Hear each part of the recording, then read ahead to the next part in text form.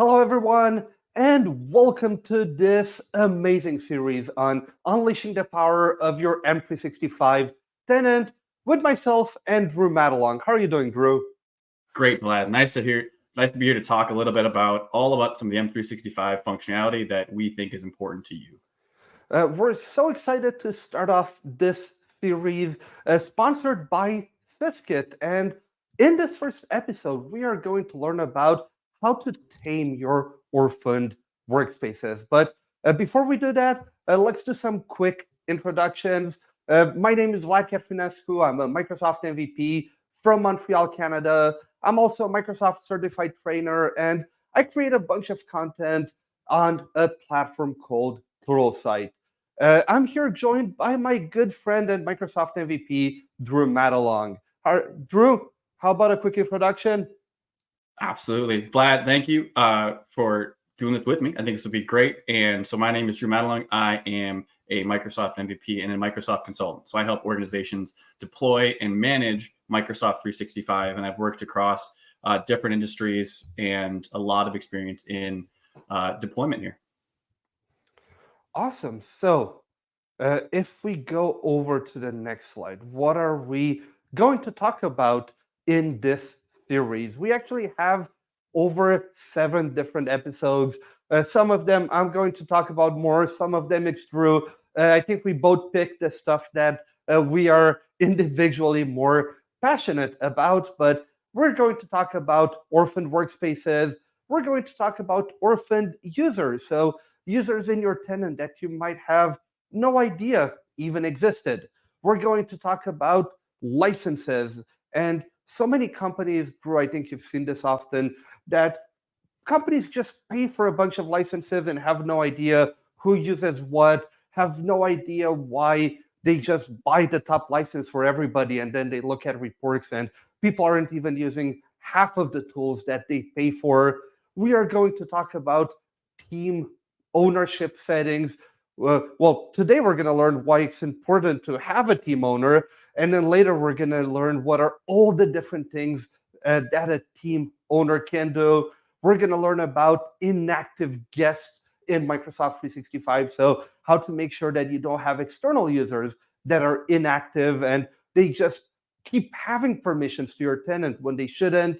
We're going to also talk about oversharing and what are some of the latest reports with SharePoint Premium that allow us to discover overshared content, which is even more important today now that every organization is getting AI ready. And we're going to end to talk about storage. I feel like it's such a, in a way, a bit of a boring topic, but such an important one to make sure you manage storage well in your organization. So that is the series as a whole. However, let's take it one episode at a time, Drew. What are we going to cover in this specific episode? Yeah, so today we're going to go through all about taming your orphan workspaces. So in this episode, we're going to dive deep into what is an orphan workspace in an organization. What does that mean in Microsoft 365? We're going to talk all about the risks of them. So if you have orphan workspaces, what does that mean? And then as you start to find them, what can you do with them? So how do we start to work with different sites and teams and groups and understand, after I've identified the risk, what can I do with them, and really start to identify the policies for control to identify and start to work. Because without knowing what a workspace is, it's hard to say how to know what an orphan workspace is. So a workspace in this context is an object that provides a place for collaboration, including files, chats, tools, and other data types. So think of this as the areas that you're working in Microsoft 365. So a workspace is a combination of the different solutions we have today. So instead of using a brand like Microsoft Teams, SharePoint Online, Viva Engage, and even OneDrive, these are all types of workspaces in Microsoft 365. So we normally think of them and refer to them as their brand name, as Teams, as SharePoint, as Engage, or Yammer if you're still referring to that. You can use the brand name, but when you think about governance and you're thinking about unleashing the potential of 365, you think about these as more of what they can do.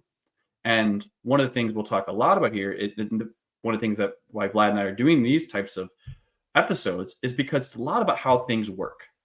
We know how to communicate and we know how to chat, and we know how to make calls, but you need to understand how workspaces work to understand how to tame them, how to manage them, how to manage storage around them. So the back and Vlad and I love talking about the back, the how these things work, the back end of 365. So knowing if you think about them as a workspace versus just a product, that will help dictate what makes these things tick, what makes it a workspace in Orphan. So these are the areas, these are the most common workspaces we see across Microsoft 365. There are more, but these are the ones that we were focusing on today to identify how to tame orphaned workspaces. So when you think of to know what tames them, you need to know how they work. So behind the scenes of all of those workspaces, what you have is a Microsoft 365 group. A Microsoft 365 group is not a newer technology. It's been around for years, but it is the key to managing ownership for your workspaces. So if people are joining or people are adding into a team, adding into a SharePoint site, you're actually working with the Microsoft 365 group. So a group itself is a cross-application membership service. So think of this as I have an object, I'm adding people into this group. And what it means by cross-application is that it allows it to cross between SharePoint, Teams, Yammer, Viva Engage, I should say there. You have the service that supports them for permissions. But really what it is it's a security group. It's an Entra ID security group. That's what it is. That's at its core. It's a membership service. So if I put people in the group, they will be granted access to like SharePoint and Teams. So they're being granted access to that workspace. Now, the magic sauce of a group, why this differs from if you came from the SharePoint world of SharePoint groups, or if you just have Entra ID or Azure On-Prem Active Directory services with what security groups are. The special sauce is that there are different roles. There's a member role and there's an owner role. And the member role and the owner role do different things. So as you get into it, when you think of how Microsoft 365 groups work, I go out and I create a new team, or I go create a new SharePoint site, and I want to add Vlad into that team. I want to collaborate with Vlad. What actually happens is, if I go into Teams, I create the team. It allows me to, behind the scenes, there'll be a service that goes out and creates a Microsoft 365 group for that team. Then since I created that group, I can declare the owner. So I can say I'm an owner of that team, which then in turn makes me an owner of that group. I then add Vlad as a member. What's happening is I'm managing permissions of the workspace of Microsoft Teams by changing the people in the roles of the Microsoft 365 group.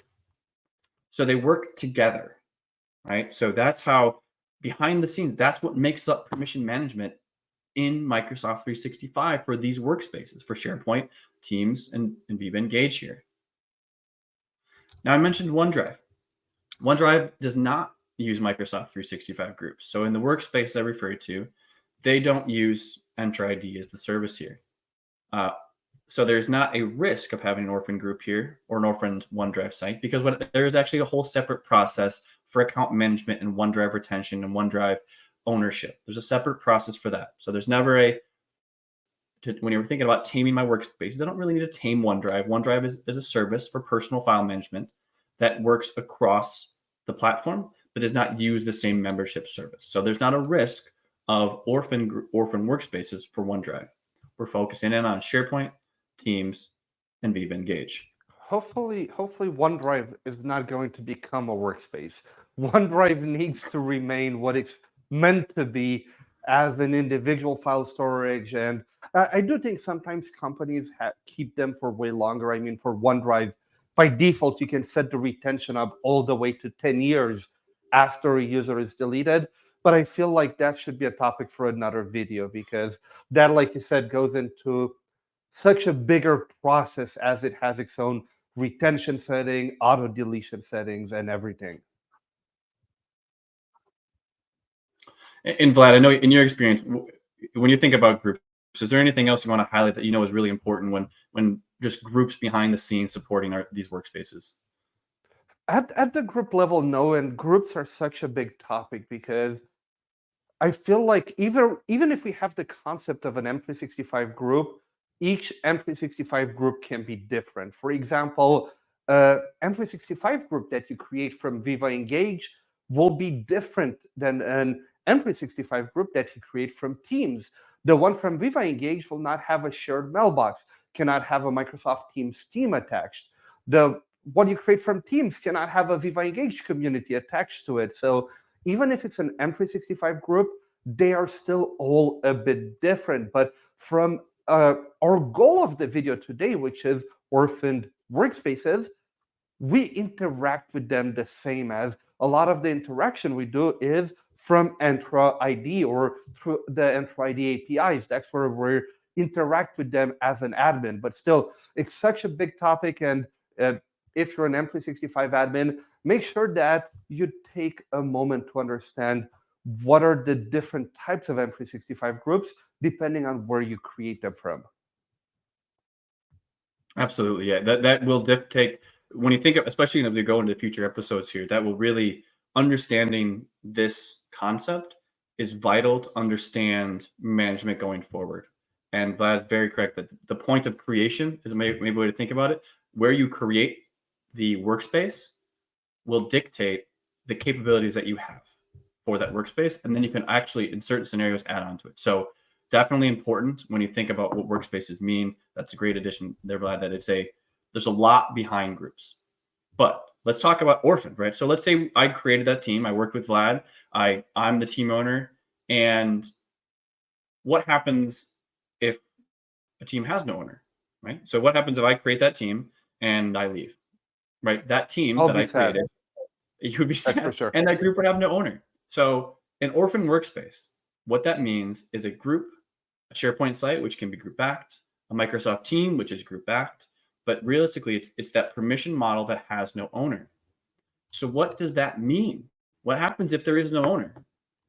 First thing that happens is no one can come back in and add users to that group in a regular way. So I create that team, I add Vlad to it. Vlad's out there, and Vlad wants to go add another another coworker there to that team. He's not able to do it because he doesn't have the ownership role that has the ability to add more members. So no one else can be added from permissions unless from a regular user standpoint. You obviously can come administratively, but that's not the point. We want to empower our users. So we can't add more people. We also can't, if we have access reviews set up, that's a very common thing set up in SharePoint. So if I want to add someone into a team or add someone to a SharePoint site, I can have someone go approve it. That approver is that owner. So if there's no one to approve that access review, there's another blocking point of being able to go add another employee to that workspace, or I could add another user into that workspace. So you're actually blocking collaboration if you don't have that. In the team side, we have no one to manage private channels. So private channels are something that's team owner specific. So if you have no team owners and you want a new private channel, there's actually no one that can go do that. And you wouldn't have visibility into the different private channels that exist inside of that team. We also don't have the ability to change any team settings. So there are a lot of team settings. We'll go through it future episodes here talking about team's ownership. But right now, if there's no owner, no one can change it. I wouldn't be able to go in, and if we had some moderation reviews, let's say for some channels, I would have to remove those. I couldn't change them, or I couldn't change them because there's no owner. And if we're working specifically in teams, there's no one to archive, delete, or restore those teams. So that built-in archiving process, these are all ownership-driven activities. So if you have an orphan workspace, it's going to be one of these groups, sites, or teams, basically a group-backed container that has no owner roles assigned in that group. You mentioned so what does that look private like? channels, Drew. Let's talk That a little also bit would about. I apply want to show you to. what. Sorry for interrupting, Drew. I was going to say that would also apply to shared channels, right? Not only private channels in that team. Yes, it would. So, yep, not just private channels. It's a good point. So shared channels actually would end up being its own thing. So I think a good way to say that, Vlad, would be channel membership, this team ownership concept. By not having a owner, you lose that. So if I'm inside of teams here and I'm looking at a team here. So I have a team called Team Site here, and I have a team here called PGA Tiger Team. So if I come back in here and I look at Manage Team right here, and I go into Manage Team, you're going to see inside of teams, we have owners and members. So we have owners up on top, and we have members and guests down below. So because I'm Drew here, I'm an owner, I'm actually able to come in and change different things like channels or create new channels or modify channels. And I could add different settings in here. I could manage channels, right? This is what I'm able to do as a team owner. I also have the ability to manage these different settings. I come in here and I can change this picture if I needed to. I enjoy that one. I can change permissions for each of these channels. I can change multiple different things about the team itself because I am the team owner. Now, that's one workspace. I can come into SharePoint. So as we talked about, the permissions for this team called Team Site, is actually the same that supports this SharePoint site here. It's called Team Site. You'll see it's marked as a group.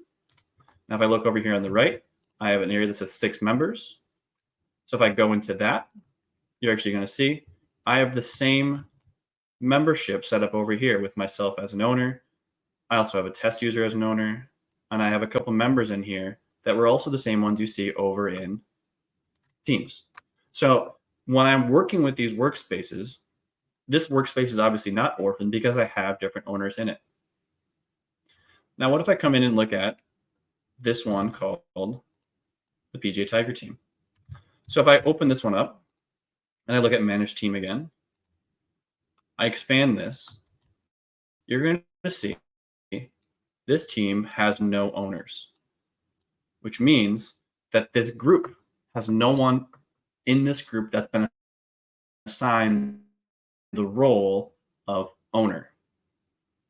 Now, what that means, so I'm a member, so I can obviously contribute, but I can't, if I came in and added a member, so if I added Hank, I try to add Hank, it's going to come out, and it's going to submit a process that will not allow me to add that member. It will be going to no one to go approve that.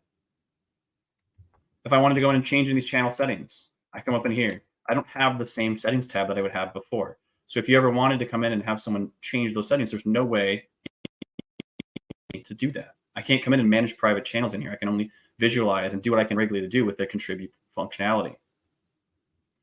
And on the SharePoint side, again, I can't manage the settings. So if I wanted to come in and if I went to that team and I went to, if I was on that team and I started to share that location or try to share that site, it would not let me do that because of the functionality that exists there. So if you think about the orphan group scenario is, if I can't make changes,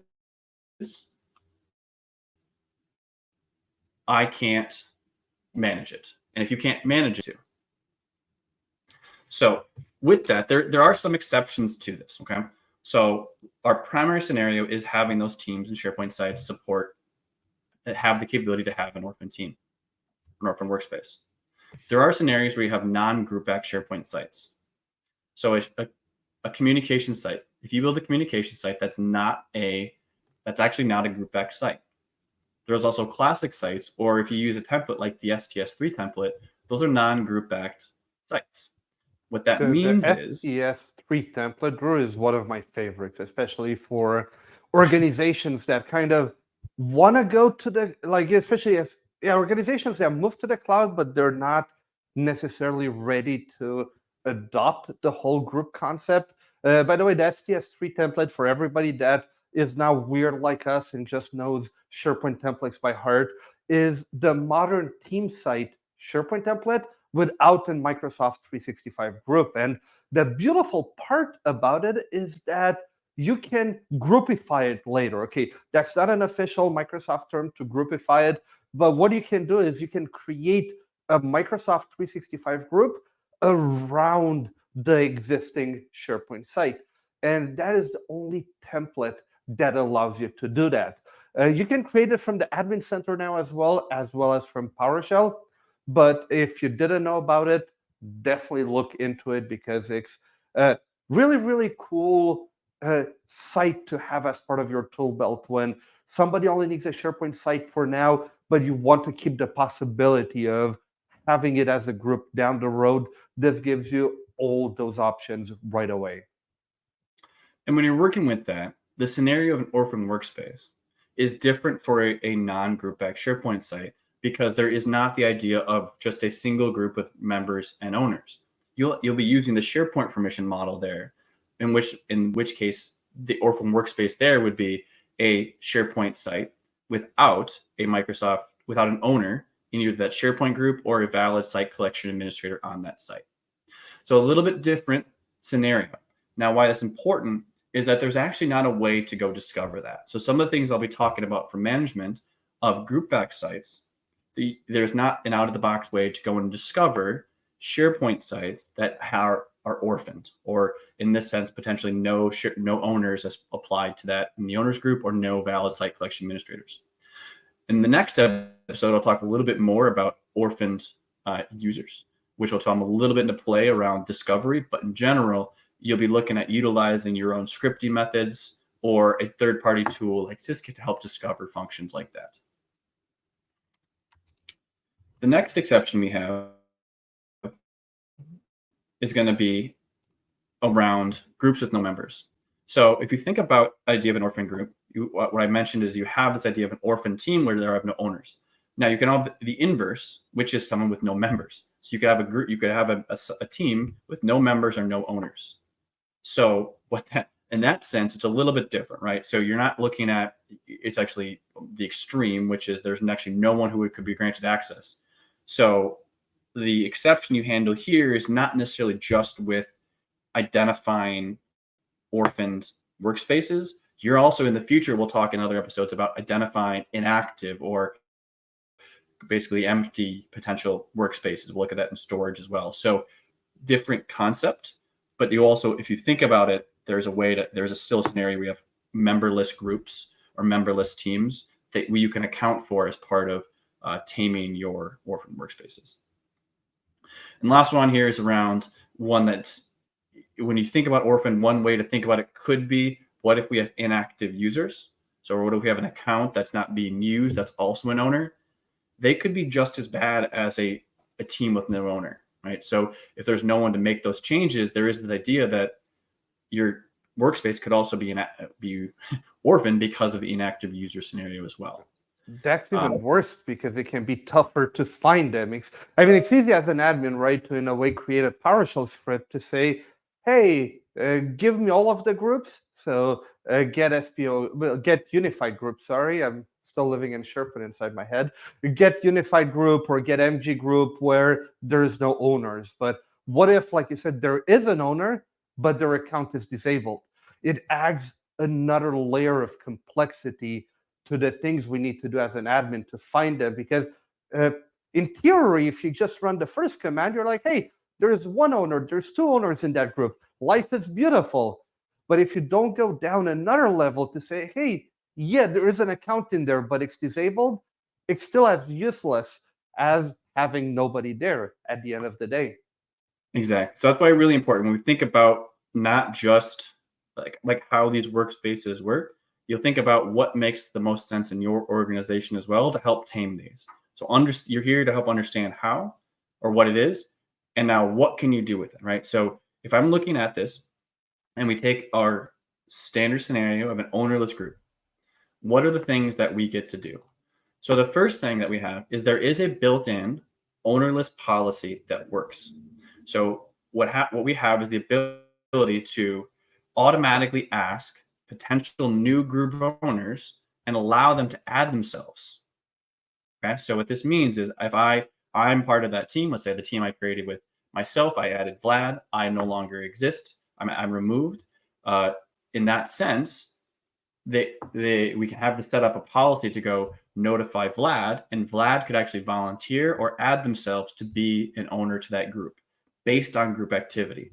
So if you have a very large group with a lot of people, it will actually determine based on activity, and will notify people to ask them to basically grant themselves access to be owners. So to help control this sprawl. Guests cannot be part of this. And we are also, if we do this for a limited amount of people, let's say there are certain individuals in my organization we never want to be owners, that will actually be a step up from a licensing standpoint. The regular ownerless policy is built into the existing E3 and E5 licensing. We can take this up for multiple weeks. So you can send these policies to notify people for a set period of time, and it can go again to everyone or to specific people. Now, the way that this works is that as it goes, if people don't reply, these will stop. Okay. And that's kind of what I see the biggest gap in this, is that this is a very good step to enable to go notify employees and ask them to become members. But if they don't reply, or if no one replies, that team or that group will stay orphaned. So this is not a set it and forget it, or this is not a end all be all for your orphan workspaces. This is a great step, but there are other things you want to look at too around this, and that's where I think a big gap here is it's a great start. So the other things you can do, the other things that are built in, I will say first, is that how could this happen, right? So that team I showed, there is built-in functionality to stop people from removing the final owner. So I can't just go in, and if I'm a user and I can't just go and remove the last owner. So there is built-in functionality inside of the GUI to go remove things. Of course, there's ways to do it, but in general, this occurs when accounts are deleted, when accounts are removed from the organization. That is the trigger. So it's not simply a disablement or the inactive side. This means the account is no longer exists. So that's the key trigger for this, not someone trying to go and delete someone. There is a built-in functionality to stop that. In the Teams Admin Center, we can go look at teams with no owners. That's nice to go see if we wanted to see which ones were there to start. So maybe we run the ownerless policy and then come back in and look at the ones that have no owners. That might be a good two-step process. There are also ownerless events. So in the audit log, there are ownerless events that occur that you're able to modify or use potentially as your own trigger to say perform an action, let's say trigger a logic app or something that starts a process or a Power Automate flow when a ownerless event occurs. Now, to configure this is done inside of the M365 Admin Center. So you navigate to this through the settings section, and then the org settings, and under services, there's a Microsoft 365 groups section. And in the right there, you're going to see the ownerless groups area. And that's where we're able to go and configure our ownerless groups policy. So I want to show what that looks like. So I'm going to do is I'm going to come back to this. I'm going to go into the admin center and I'll show you where this is. Under org settings here on the left, you'll see I have the Microsoft 365 groups section. And you'll see manage external sharing and ownerless groups. So if I go in here, you're going to see we'll have our sharing up on top, but then on the bottom here, we have the ownerless group policy. So when I'm in here, what I can do, if I haven't turned it on, you have the checkbox to turn this on, and you have the configuration section over here. So when I go into configure, you're going to see I have a few sections over here. I have the notification, the sender, the email information, the group, and the groups that I'm going to be working with. So the first thing we look at is going to be the people who are allowed to receive ownership. So if there are organizations, this is where if you have people that are not allowed to see it, if you wanted to go by security groups, that would be a separate premium plan to upgrade to that. If not, you can use all. So if I went to allow or block, that would be different. Licensing built in, we have the all active members. This is all people in my organization are allowed to become a member. Then we have the number of members to notify. So we actually can state how many we want to notify per team or per group. This will send notifications to all of them. It does not wait for the response. So multiple people can keep responding because to me, the best practice is to actually have more than one owner, and Microsoft Technology Tool Stack agrees with that as well. And this is a number that I can fill in. And we can pick how long we want to notify them for. Next, we have the sender. So you can say, who is this going to send from? So I'm going to send this from my account. Another good practice here would be using a shared account here, something that is a non-reply account in case there are questions. that they can bounce them back to versus a personal email account. And then we have the details of the message itself. So over here on the right, you're going to see an example of the message that's being sent that people receive for if they're being asked to be a member of that group, to if they want to have an owner. So they actually get this experience that allows them to come in and click yes or no if they would like to be a group owner. And again, you get this if you've been an active member of that group. So in the scenario of the team I created with Vlad, this would actually say, hi, Vlad, you received this email because you've been active in this group. Would you like to be a group owner? And Vlad could select yes or no to nominate himself to become that group owner. And if we wanted to, we could actually include a policy guideline URL that could help support some of this information. What would I've worked with organizations where you say maybe only specific people have to follow training before they become an owner.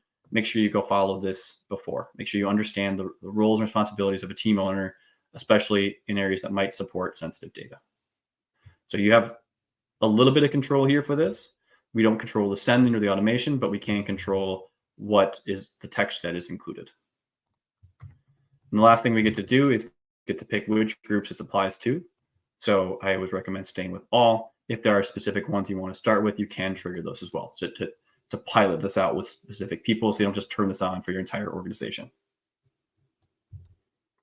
Once you're done with that, you can click finish, and this will run on a cadence. So you will slowly start to see emails coming back to those members, the active members, to be able to come in and claim ownership of your orphan teams and orphan groups. So that's a pretty cool stuff, Drew. And then what else can we do? There's more there, Vlad, right? So this is an area that when we think about what else we can do, we have the ability to also touch on a custom solution. So this is where I see a lot of organizations going down this route where they feel a little forced to, where if you have some more complex scenarios where you want to be more timely or cover the fact that if no one replies to that, right? So if I want to cover a scenario where no owners replied, how do I know? Okay, that owner of this policy won't trigger again. Or how do I want to go back and find the non-group back sites? We end up seeing a lot of custom solutions built here to support that, using things like Vlad talked about with PowerShell around unified groups or MG groups here to go find that. We also can manage group creation. So honestly, the less groups you have, the more likely you are to not have one of those groups. So controlling group creation that fits your organization, maybe you limit that to specific people, or if you want to go down to more of a custom route and forcing two owners, you can do that using customer visioning, which Vlad and I have talked about actually multiple times in the past. And the last couple here are a little broader, right? So if you think about, and we'll talk more about these in future episodes where we think about moving or migrating into non-group X sites or converting the sites as Vlad talked about, from groupifying them. Those are functions that if you move things more into groups, it's great to use STS3. But then we need to manage the permissions there. So you need to understand the workspaces you have in your environment and do what works best for you. And if you need to go more, there are third-party options for this. One of the ones, obviously, that we like to talk about is going to be Syskit. And they have solutions that help support a rule just like this. So we have one of the things we do like to thank Syskit for supporting us. If you want to know more, you can start a 21-day free trial at syskit.com. They do have some great functionality around managing your workspaces, especially some of the orphan ones. And it would be great for you to reach out to them. Vlad, I think you're muted. Of course, it had to happen. It's 2024. It's something that will never leave us. But what I was saying, and I'll say it again, is that Syskit is really an amazing tool. So if ever you want to not be the one doing all the PowerShell scripts and you want to have all the best practices in an easy-to-use interface, like Drew said, go check out Syskit, and you can always start a 21-day free trial and decide if it's right for you. But Drew, I think this is it for this episode. That was as it. always, whenever we do something together, we think it's going to take 10 minutes to do the video, and 25 minutes later, here we are. But Thank you, everyone, for listening. We really hope you enjoyed this episode on how to find and tame your orphan workspaces. And we hope to see you in the next one, where Drew will talk to us about what are you going to talk about in the next one, Drew? We're going to be talking about orphan users now. Orphan users. So we're still going to talk a bit similar topic, but a different type of asset that we can find. So thank you very much again, and see you in the next one. Thank you.